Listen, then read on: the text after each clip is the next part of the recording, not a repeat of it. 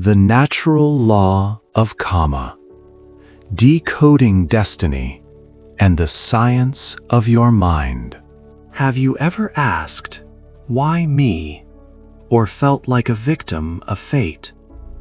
In this episode, we decode the ancient wisdom of the Buddha regarding Kamma, karma. Forget about luck or divine punishment. Discover the logical science of the mind, the law of cause and effect, and how you can hack your own destiny starting right now, based on the original words of the Buddha. Chapter 1. The Invisible Architect. Imagine you are standing in the middle of a dense, dark forest. It is the middle of the night. You cannot see the path ahead. Suddenly, you trip over a large hidden root and fall hard against the cold ground. Pain shoots through your knee.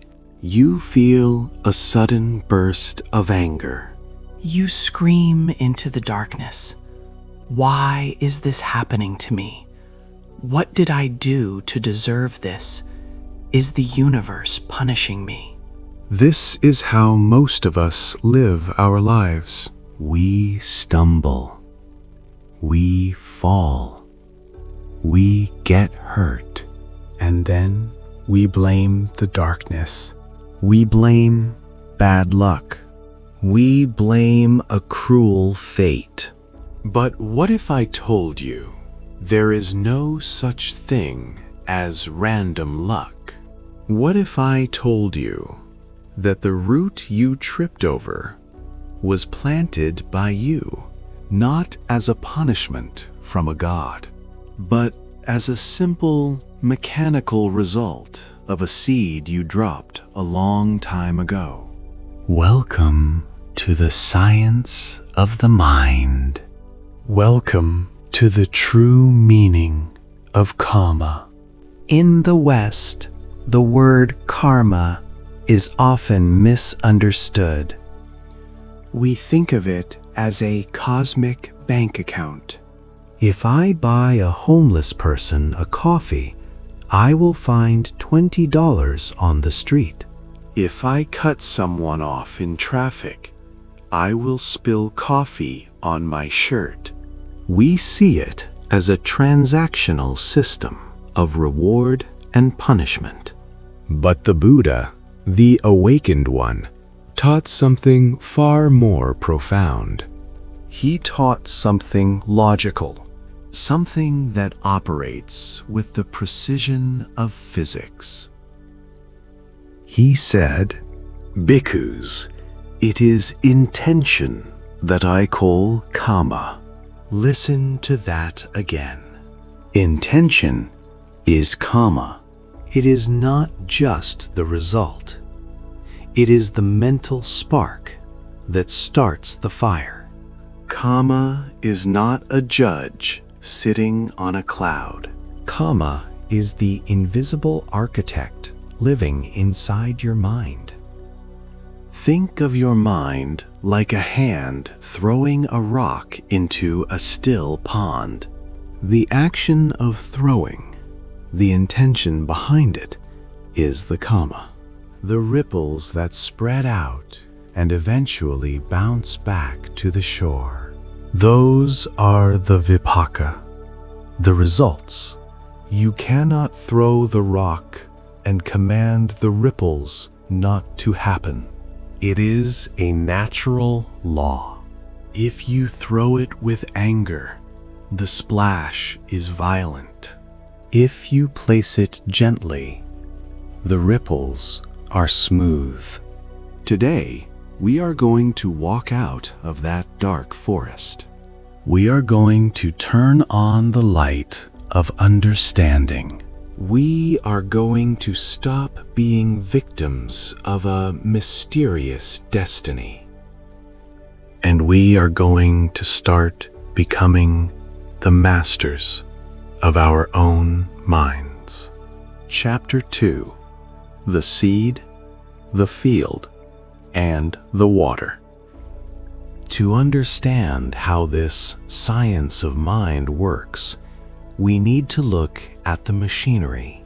How does a mere thought become a physical destiny? The Buddha gave us a perfect metaphor. It is the metaphor of agriculture, farming.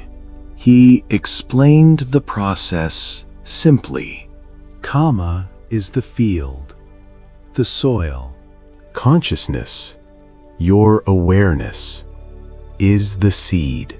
Craving, your desire, is the moisture or water.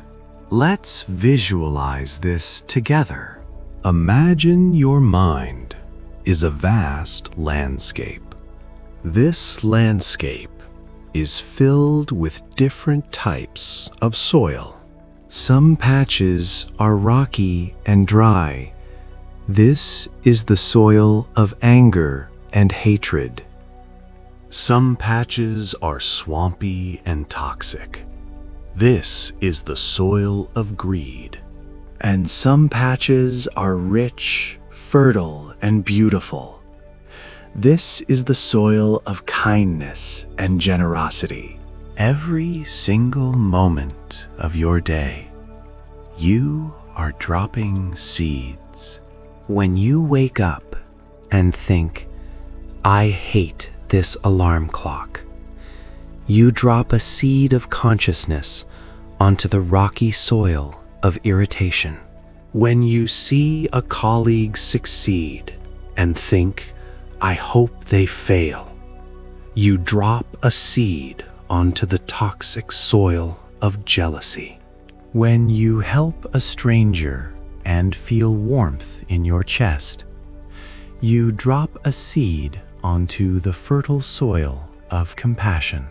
Here is the scary part and the empowering part.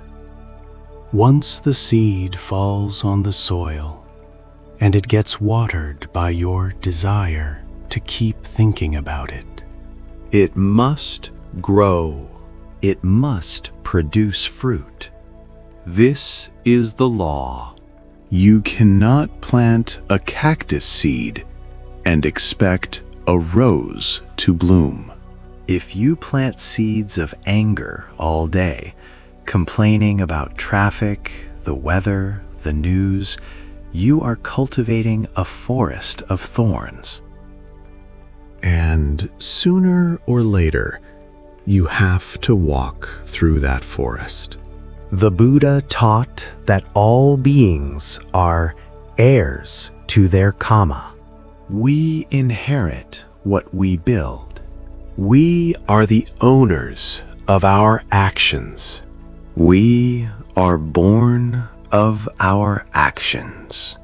We are related to our actions. So the question is not, why is the universe punishing me? The question is, what kind of garden have I been planting for the last 10 years? The depression, the anxiety, the stress you feel today. These are often the overgrown weeds from seeds of worry you planted yesterday, last month, and last year. But don't panic, because if you are the gardener, you can change what you plant right now, in this very breath. Chapter 3, The Salt Crystal Analogy. You might be thinking, but I've made so many mistakes. Is it too late?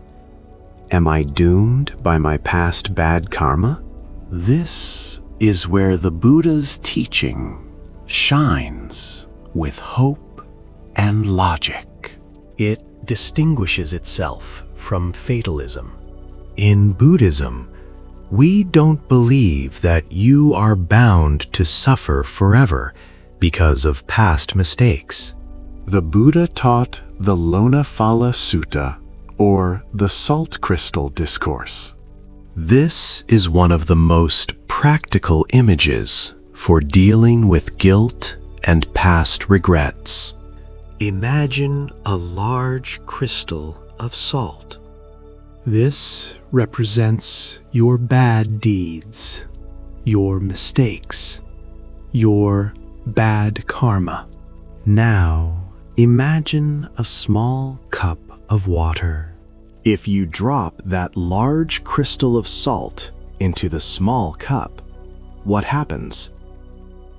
The water becomes incredibly salty. It is undrinkable. It is bitter. You cannot swallow it. This is the state of a mind that is small, undeveloped, and lacks virtue.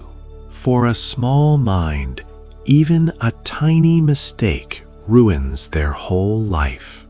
Now, take that same large crystal of salt, same size, same bad deed. But this time, instead of a cup, you throw it into the mighty river Ganges. A massive, flowing river. What happens to the water in the river? Does it become salty? No. The river is so vast, so deep, and has so much fresh water that the lump of salt barely makes a difference. You can still drink from the river. It remains fresh. The Buddha explained, the water is your stored virtue, your good actions, and your expansive mind developed through meditation. If you cultivate a vast mind, limitless, immeasurable, filled with love and equanimity, your past bad actions, the salt, are diluted. They lose their power to hurt you. This is the science of mind. You cannot remove the salt that is already thrown. You cannot undo the past. But you can add more water. You can flood your life with so much good Kamma, so much mindfulness, and so much peace right now that the old salt dissolves harmlessly. So do not waste time feeling guilty. Guilt is just adding more salt to a small cup. Instead, expand the container. Make your mind like a river, not a cup. Chapter 4. The Mechanics of Contact. Now that we know we need to add fresh water to our lives, how do we actually do it? Where does the rubber meet the road? It happens in a split second. It happens at the moment of contact. Phassa. The Buddha taught that our experience of the world comes through 6 doors: the eye, ear, nose, tongue, body, and mind. These are the input channels. Everything you call my life is just data coming through these 6 doors. Here is the crucial mechanic. When your eye sees a picture, that is old karma presenting itself. But what happens next is the new karma. This is your moment of free will. Let's trace the process. Eye sees a form. You see your boss frowning. Contact happens. Feeling arises. A sensation of unpleasantness or fear. Most people live on autopilot. They feel fear, so they react with anxiety. They feel anger, so they react with shouting. This is old karma dictating new karma. You are a robot repeating the past. But the practitioner of the Dhamma creates a gap between the feeling and the reaction. In that tiny gap, you have a choice. You see the boss frowning. You feel the unpleasant sensation in your stomach. But instead of letting the seed of anxiety land on your soil, you stop. You breathe. You observe the feeling like a scientist looking at a specimen. Ah, there is unpleasantness. You do not let the mind grab it. You do not water it with attention. You let it pass. By not reacting, you stop the wheel. You refuse to plant a new seed of suffering. This is how you hack the system. This is how you rewrite your destiny. Chapter 5. The Periodic Table of Destiny. We often think of karma in binary terms, good versus bad. But the Buddha was a master analyst. He didn't just give us a moral code. He gave us the physics of destiny. He broke action down into 4 distinct categories. The first is black karma with black results. This is straightforward. Violence, stealing, lying, hatred. When you harm others, you create a heavy, dark energy in the mind. The result is suffering, pain, and a destination the Buddha called hell, or the animal realm. It is like drinking poison. The result is sickness. The second is white karma with white results. This is kindness, charity, truthfulness, and compassion. When you help others, you feel light. You feel joy.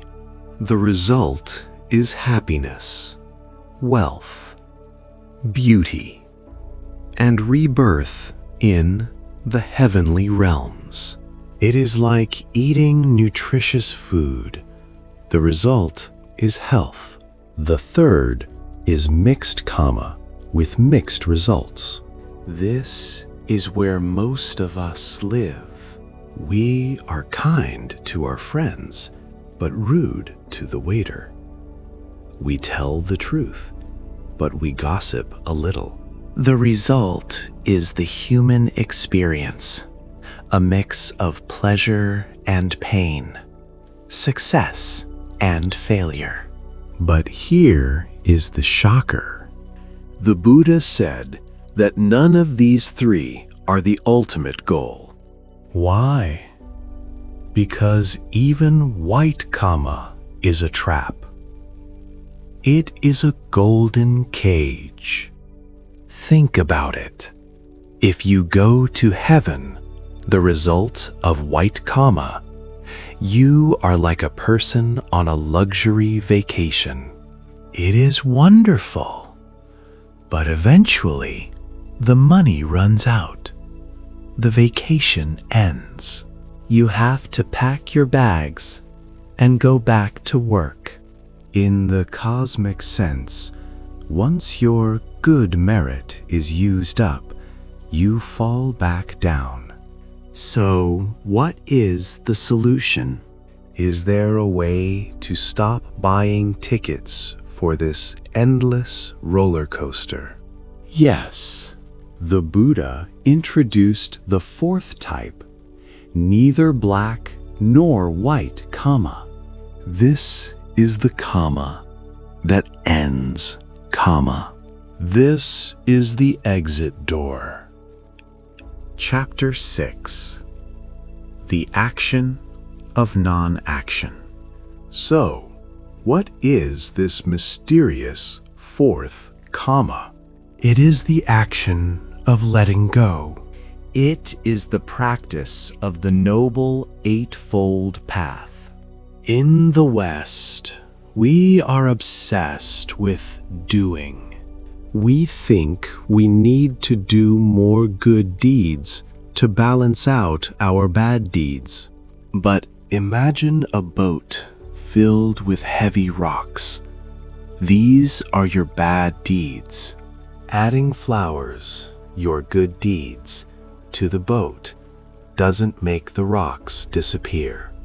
It just makes the boat heavier with a different kind of cargo.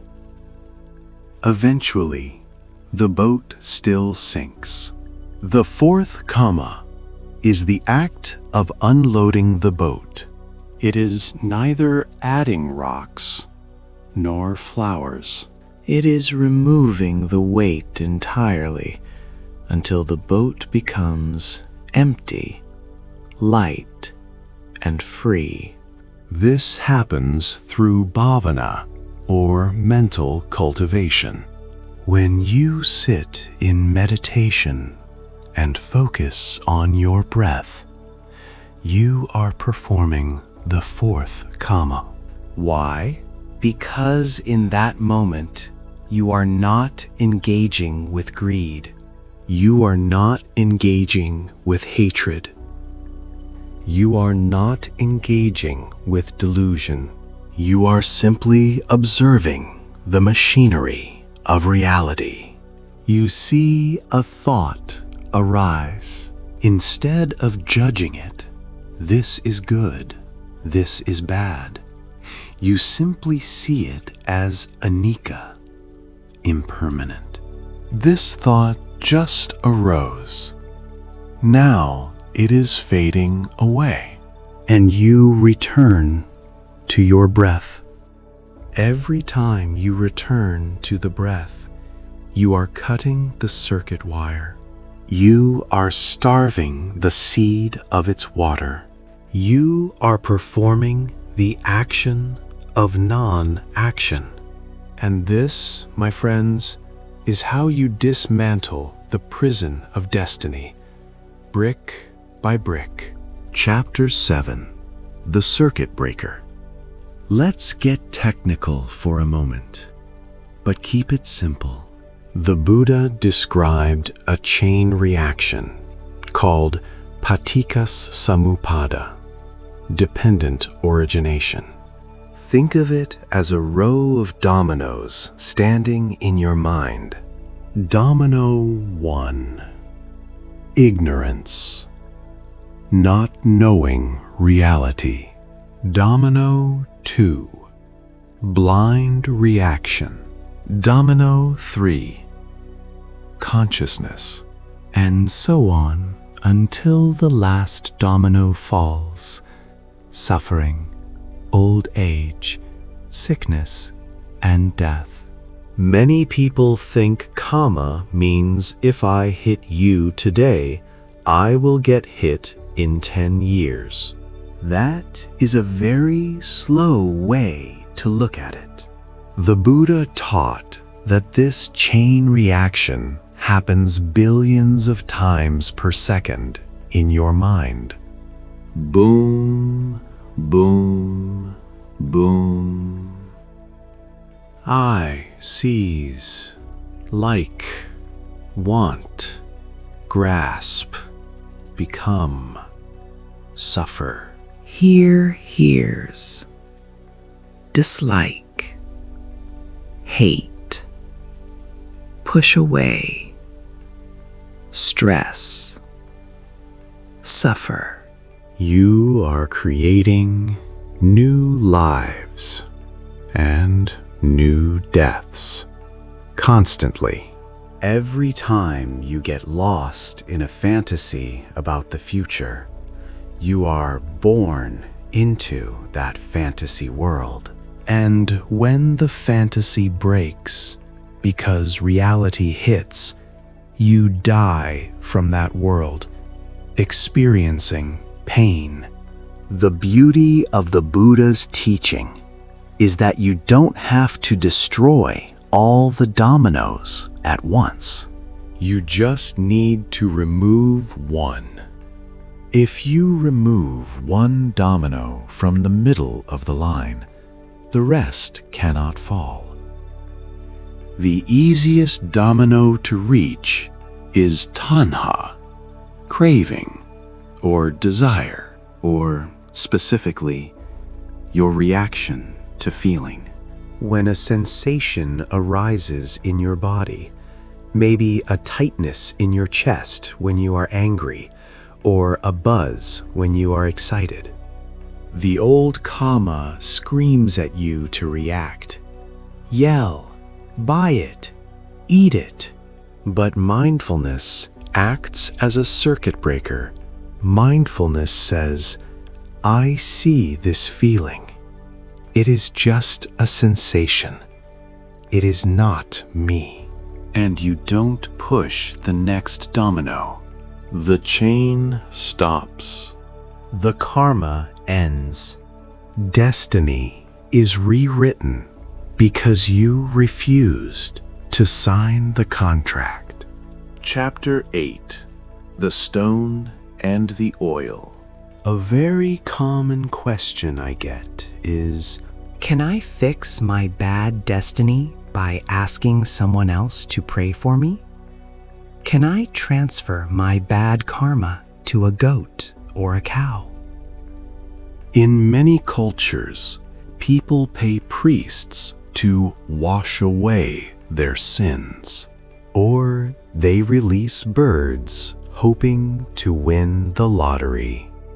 Let's look at what the Buddha actually said. He was a man of logic, not magic.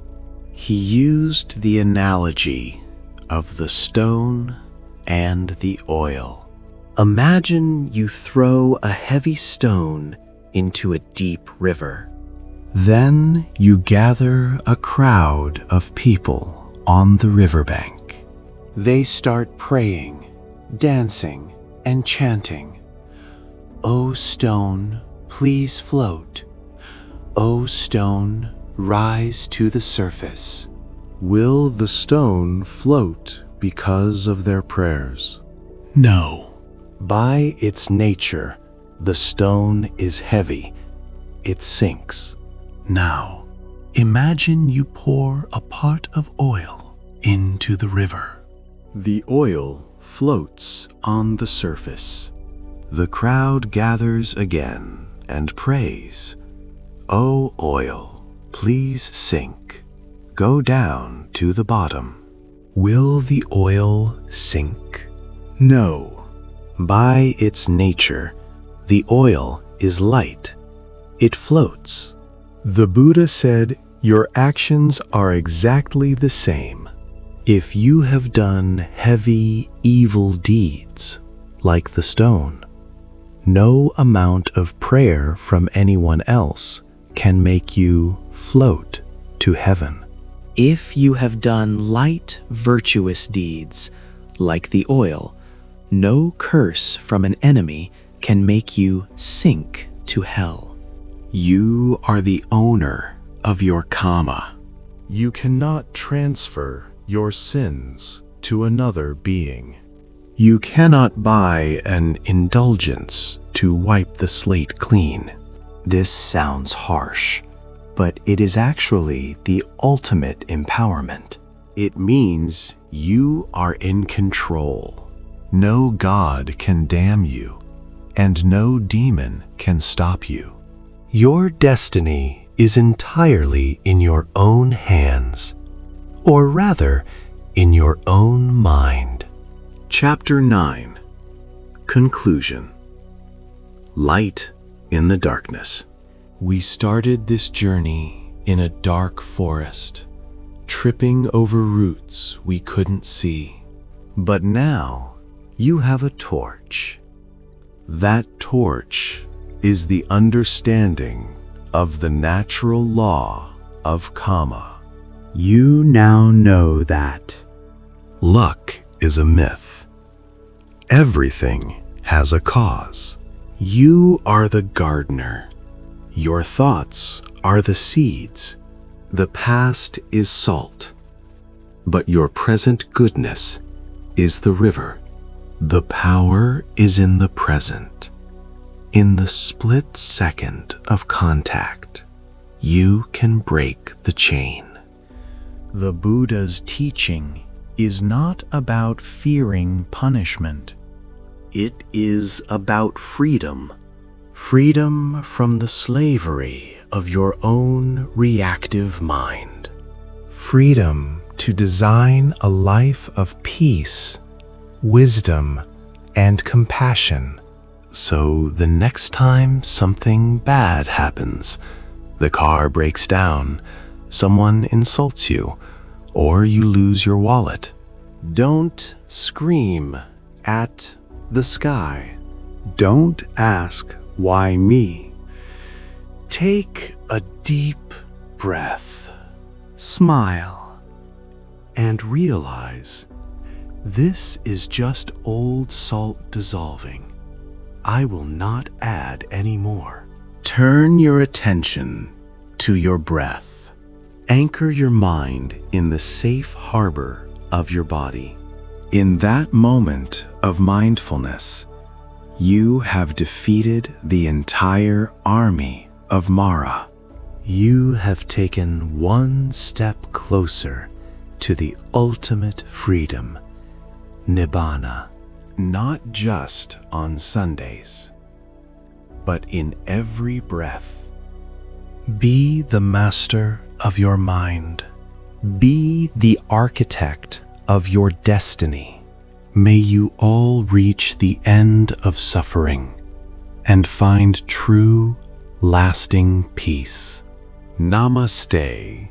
If this story helped turn on a light in your mind, please help us share it. The Buddha said, "The gift of Dhamma excels all other gifts." by liking and subscribing, you are helping to spread this wisdom to someone else who might be standing in the dark forest right now. Check the description below for resources on how to practice the fourth Kamma in your daily life. Until next time, breathe and let go.